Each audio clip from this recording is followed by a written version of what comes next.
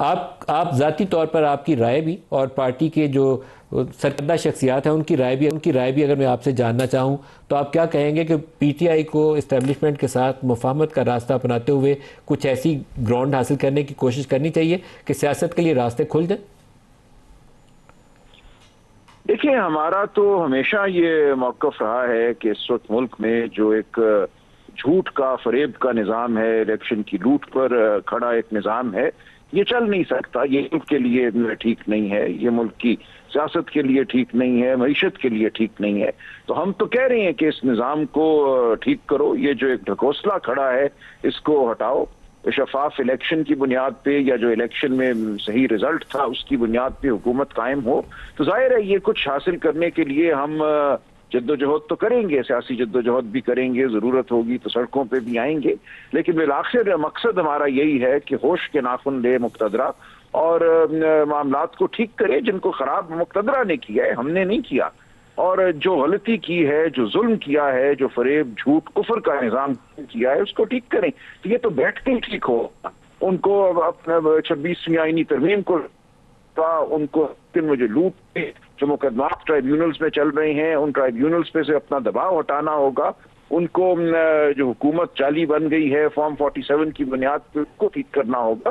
یہ تمام چیزیں بالآخر جو ہیں مذاکرات کے ذریعے ہوں گی. لیکن مذاکرات کس کے کہنے پہ ہوں گے اور کن ٹرمز پہ ہوں گے اس پہ ہم بڑے واضح ہیں. یہ نہیں ہو سکتا کہ ہمارے اوپر کوئی چیز مسلط کر دی جائے.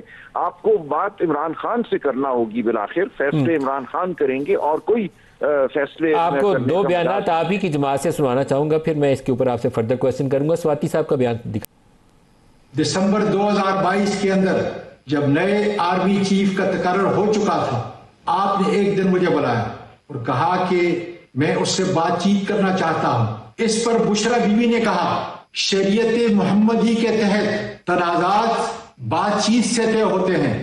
اس کے بعد میں نے جنرل عاصم منیر کے ایک استاد یا اس کے قریبی دوست ان سے معاونت چاہی.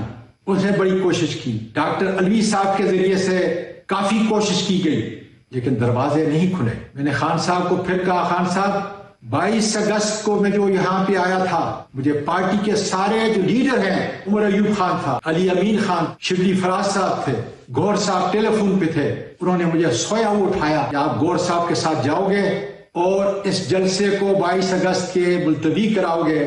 میرا کسی سے کوئی رابطہ نہیں ہے. مجھے اجازت دیں کہ میں ڈاکٹر علوی کے ذریعے اور دوسرے لوگوں کو شامل کر کے بات چیت کے دروازے کھولوں. خان صاحب نے کہا تمہیں بالکل اجازت ہے، اگر بات چیت کرتے ہیں میں پہلے دن کی طرح سے تیار ہوں. بیرسٹر گور بھی دکھائے گا. کنٹیکٹ پہلے اسٹیبلشمنٹ کے ساتھ ہمارا اسٹیبلش ہو گیا تھا لیکن کبھی کوئی ڈائلاگ اس طرح ہوا نہیں. لیکن میں سمجھتا ہوں ذاتی کہ for the good of the country democracy dialogue ہر صورت ہونی چاہیے. میری خواہش تو ضرور ہے کہ بات ہونی چاہیے لیکن دیکھو پارٹی پالیسی خان صاحب کی جو انسٹرکشن ہے اس کے مطابق رابطہ نہیں ہو پا رہا. نہیں، ہمارا رابطہ کوئی نہیں ہے. سلمان اکرم راجہ صاحب، یہ جو پاکستانی آئے ہوئے تھے امریکہ سے، انہوں نے بے تگڑے لوگوں سے ملاقاتیں کی ہیں پنڈی میں. نومبر 2024 میں بھی کی تھی اور اب بھی دوبارہ آ کر کی ہیں. یہ آپ کی بلیسنگز شامل ہیں پولیٹیکل لیڈرشپ کی، پی ٹی آئی کی لیڈرشپ کی؟ نہیں، لیکن یہ اپنے طور پہ کچھ کر رہے ہیں. یہ پی ٹی آئی کا انیشیٹو نہیں ہے، یہ پی ٹی آئی کی حمایت سے نہیں ہو رہا. لیکن اگر اس کے نتیجے میں یہ کچھ کوئی پیش رفت کر سکتے ہیں کہ بات خان صاحب سے ہو. لیکن کوئی فیصلے امریکہ میں نہیں ہونے، امریکی ڈاکٹروں نے نہیں کرنے. فیصلے جو ہیں پاکستان میں ہوں گے. مکالمہ عمران خان سے ہوگا. اگر ان کی کسی کوشش کی وجہ سے یہاں مکالمہ شروع ہوتا ہے، عمران خان صاحب سے مکالمہ ہوتا ہے تو اچھی بات ہے.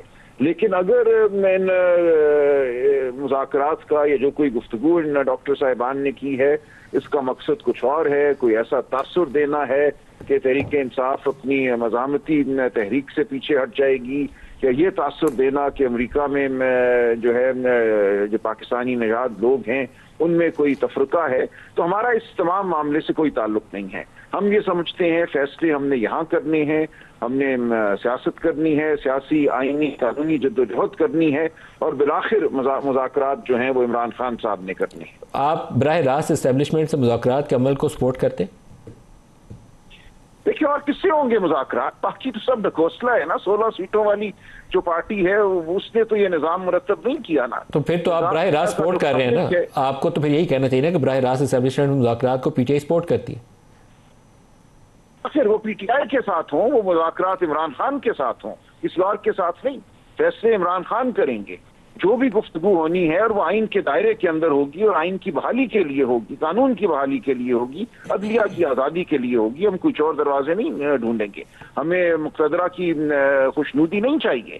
ہم صرف آئین اور قانون کی بالادستی اور شفاف الیکشن کے لیے بات کریں گے اور یہ بات عمران خان خود کریں گے. بالکل ٹھیک ہے. سلمان اکرم راجہ صاحب بہت شکریہ، آپ نے ہمیں جوائن کیا. پلوشا خان پیپلز پارٹی سے، عبداللطیف صاحب پاکستان تحریک انصاف سے، اور ڈاکٹر طارق فضل چودھری صاحب وفاقی وزیر پارلیمانی امور PMLN سے ہمارے ساتھ ہیں. سب کو خوش آمدید کہتے ہیں.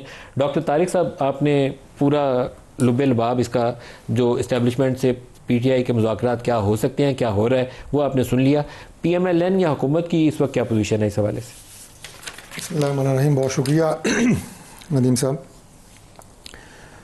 دیکھیے، حکومت کی پوزیشن اور اس حوالے سے جو اسٹریٹجی ہے وہ بالکل واضح ہے. اور جب ہمارے مذاکرات ہو رہے تھے باقاعدہ پاکستان تحریک انصاف کے ساتھ، اور اس میں نہ صرف PMLN بلکہ ہمارے سارے جو اتحادی ہیں وہ بھی ان مذاکرات میں ہمارے ساتھ بیٹھے تھے، تو ہماری تو کوشش یہ تھی کہ وہ بھی نتیجہ خیز ہونے چاہیے اور کسی منطقی انجام پہ پہنچنے چاہیے.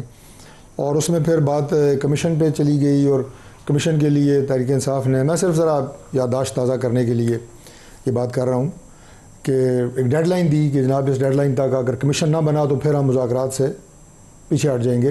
لیکن اس ڈیڈ لائن کی پوری ہونے سے ہفتہ پہلے ہی انہوں نے وڈرا کر لیا، یک طرفہ طور پہ وہ مذاکرات تعطل کا شکار ہو گئے. لیکن اس کے بعد آپ نے دیکھا کہ پرائم منسٹر جو ہیں انہوں نے پھر یہ بات کی کہ مذاکرات ہونے چاہیے.